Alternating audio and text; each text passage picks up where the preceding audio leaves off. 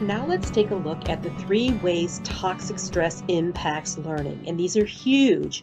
And this is really important to pay attention to as we're working with kids whom we believe are exposed to toxic stress on a regular basis, or who we know were exposed to toxic stress early in their lives. So the first way that toxic stress impacts learning is it decreases synaptic connections. And we saw that in the video that preceded this slide, showing that that things just don't hook up the way they should because there's so much stress, and the system is just really focused on survival rather than learning and growing. So that's the first thing. The second thing is that toxic stress increases cortisol levels in the child himself.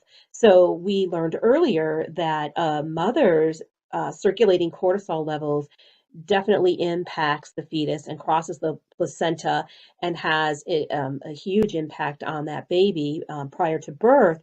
But now we have this child who is born, who is here, who has a lot of stress in his life, and his own system is producing cortisol now.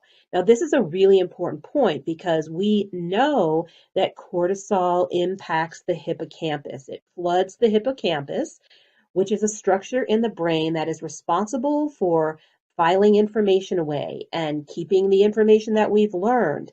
So I like to think of the hippocampus as the filing cabinet of the brain.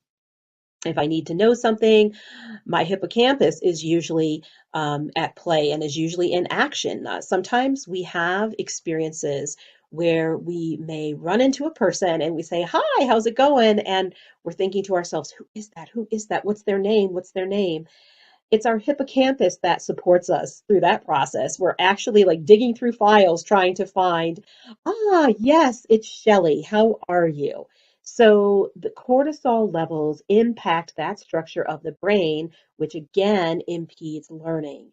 And then the third way toxic stress impacts learning is through hypervigilance. When a child is completely in overdrive, trying to protect themselves, trying to survive, trying to get their needs met,